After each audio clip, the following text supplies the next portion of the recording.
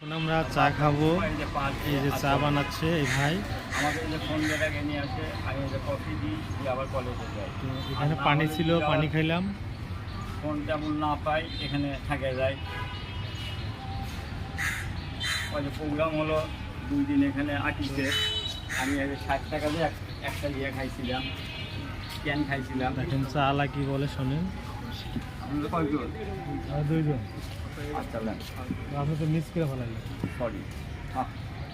এই যে দেখেন হয় আমার তাও লস, চা খাচ্ছি।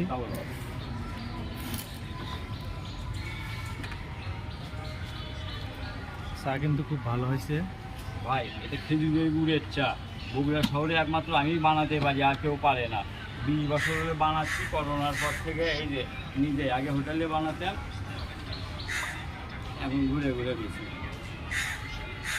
খেজুরের গুড় দিয়ে চাটা বানাইছে, খুব সুন্দর। আমার বাসার অমান্য